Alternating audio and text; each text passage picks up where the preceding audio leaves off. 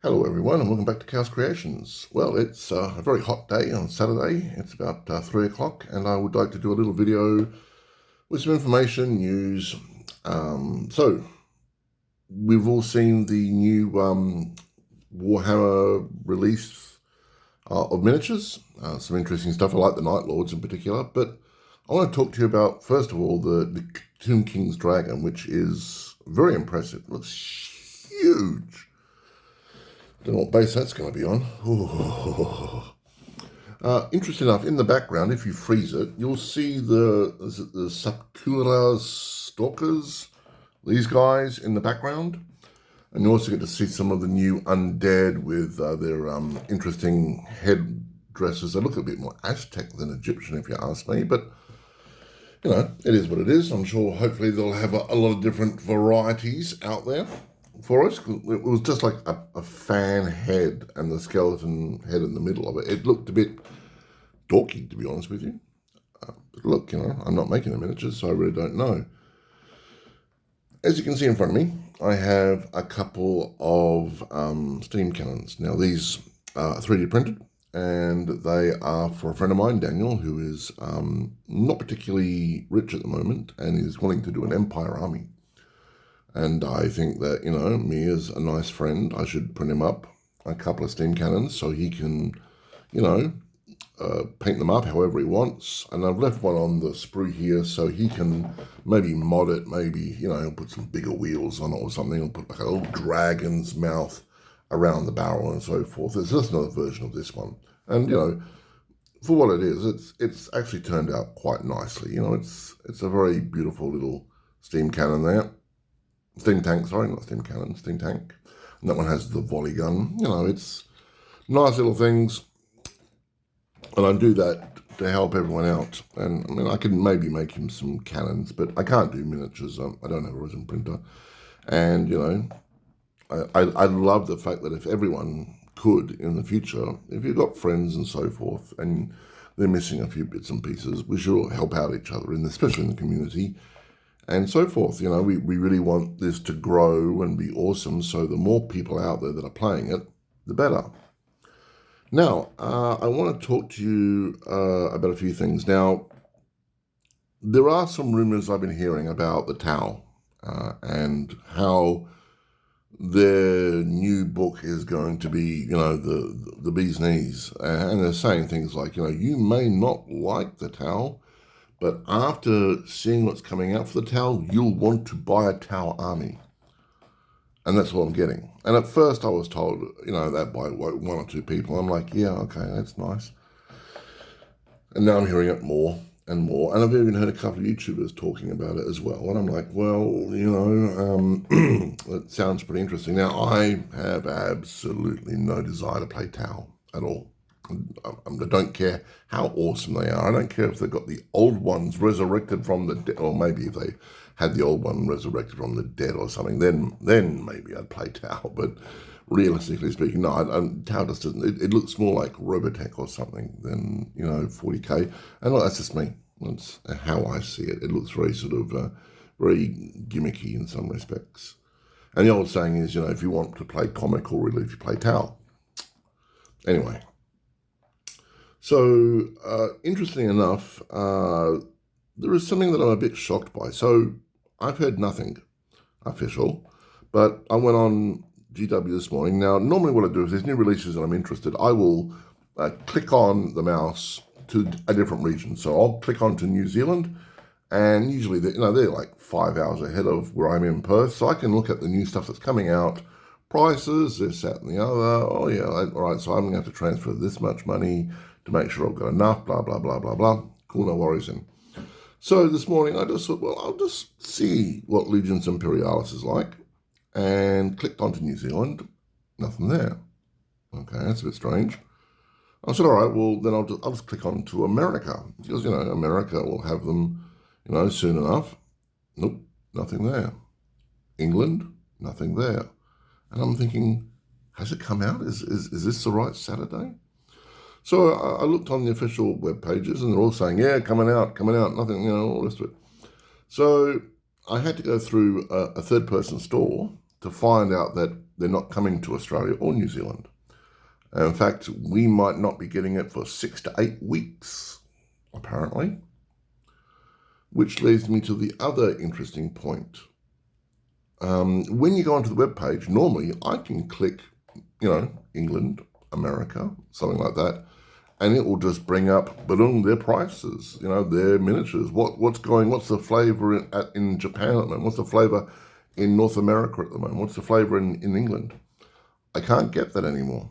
No matter what region I click, it will just show me what's in Australia. So why am I clicking on Australia when, regardless of where I click on the web page, it's just going to show me what's in Australia? What's the point? I don't know if they're doing it because they don't want us to see what's in other parts of the world, or maybe, they're getting annoyed that people are sort of comparing prices and why is this expensive and so forth, this, that, and the other.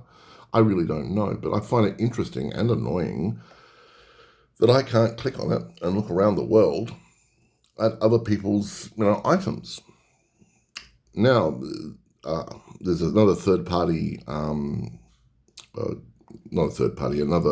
outlet which usually sells GW stuff, and they're saying to me that, yes, it could be 2 weeks, it could be 6 weeks, it could be 8 weeks, maybe in the new year.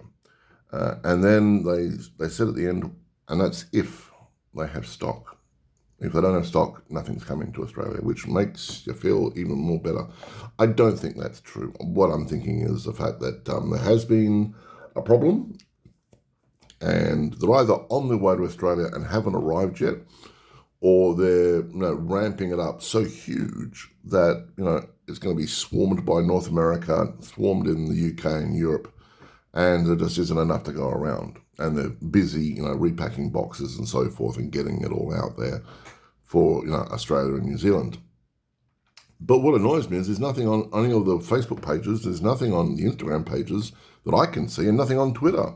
It's all just like business as usual. There's not like, it's coming out, by the way, Australia, New Zealand, you're going to have to wait a while. Nothing. I can't find anything. I've even asked a question about 10 minutes ago in the Forge World Facebook group saying, look, hasn't arrived in Australia. We can't see on the webpage. When are we getting it? And, what's going on? Because I can't find anything, which is concerning. GW have always been very, always very forthcoming with information, let's face it. Anyway, so it's just, I'm not going to buy it, but it is interesting, the fact that, there's no information about it not coming to Australia. You have to find it out through other people. And I did post in one of the groups saying, look, very early on in the morning saying, look, guys, where is it? And they're all like, it should be there. And then one dude said, not coming to Australia until the new year. And I went, what? So that's prior me wandering around and probing and so forth. And anyway, so what I'm going to do this afternoon is I am going to glue together some more skeletons. I'm finished with all the white ones, the old ones. I'm now onto the darker ones. But I will be using the Scorpion King shields.